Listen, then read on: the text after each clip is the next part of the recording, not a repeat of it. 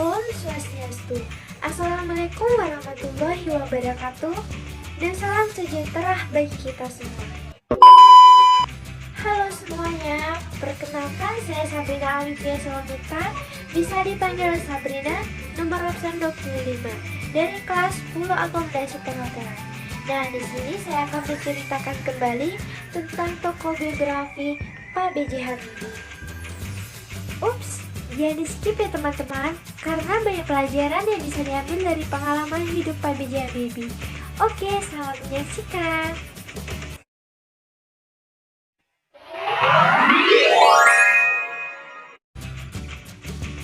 Profesor Dr. Insinyur Haji Bachoruddin Yusuf Habibie atau dikenal sebagai B.J. Habibie, pria kelahiran 25 Juni 1936 di Parepare, Sulawesi Selatan. Pria kelahiran Parepare ini merupakan anak keempat dari 8 bersaudara. Ayahnya bernama Alwi Abdul Jalil Habibie, adalah seorang ahli pertanian dan berasal dari Gorontalo. Sedangkan sang ibu bernama R.A. Tuti Marini Puspowardojo adalah seorang spesialis mata yang berasal dari Yogyakarta. Habibie tumbuh dalam keluarga religius, di mana ayah beliau sering sekali membacakan ayat suci Al-Quran semenjak beliau kecil. Kebiasaannya sejak kecil sering mendengarkan Al-Quran memberikan pengaruh yang positif pada dirinya.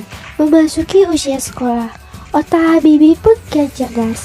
Habibie kecil suka menyendiri. Hobinya adalah membaca buku, tapi sangat aktif bertanya, karena Habibie memiliki rasa keingintahuan yang sangat tinggi. Namun, sedihnya dirinya harus ditinggalkan sang ayah ketika usianya masih sangat muda, yaitu 14 tahun. Sang ayah meninggal lantaran serangan jantung.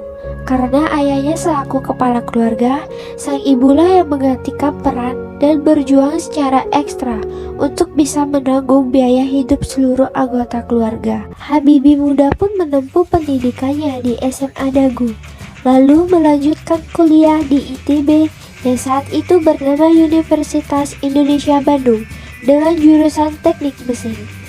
Kemudian ia melanjutkan pendidikannya ke Jerman pada 1955 di RWTH Aceh.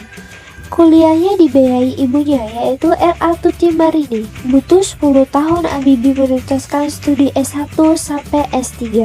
Selama beliau kuliah di Jerman, Habibie menekuni bidang desain dan konstruksi pesawat terbang di Fakultas Teknik Mesin. Habibie kembali ke Indonesia.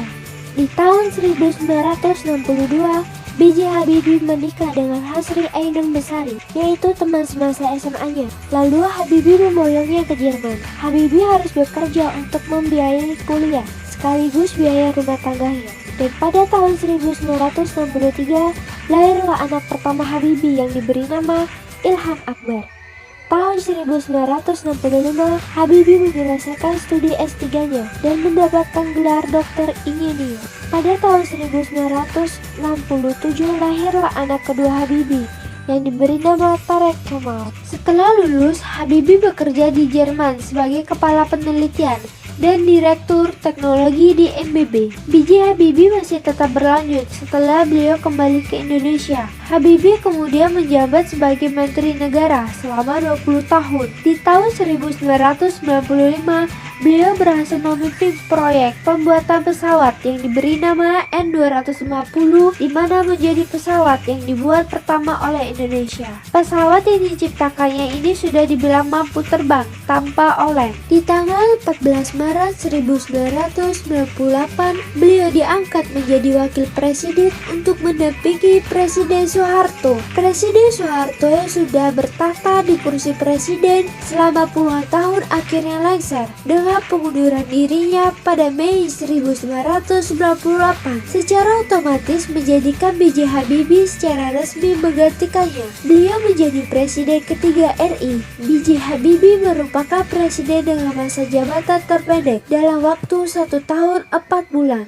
Pada tahun 2010, Ainun meninggal setelah melawan kanker ovarium stadium 4. Habibie sempat menderita psikosomatik malignant, yaitu kondisi gangguan psikologi karena kehilangan orang terkasih. Sehingga salah satu solusi dan obat yang dia pilih adalah menulis buku diari. Habibie rutin mengunjungi makam Ainun setiap hari selama 100 hari, bahkan setelahnya.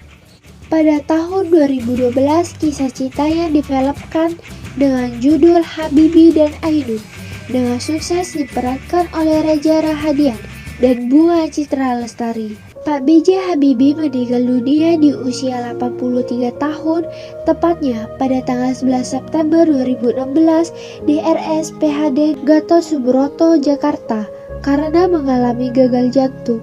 Beliau dimakamkan tepat di sampingnya makam Ainun.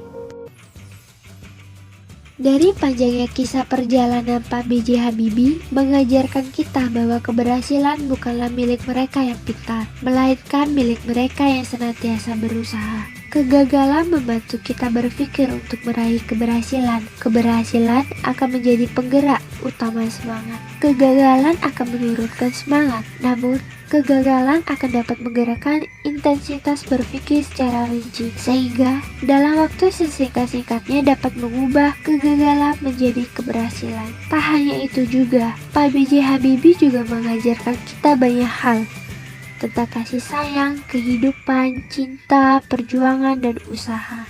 Terima kasih atas pesan-pesan dan perjuanganmu selama ini, Pak.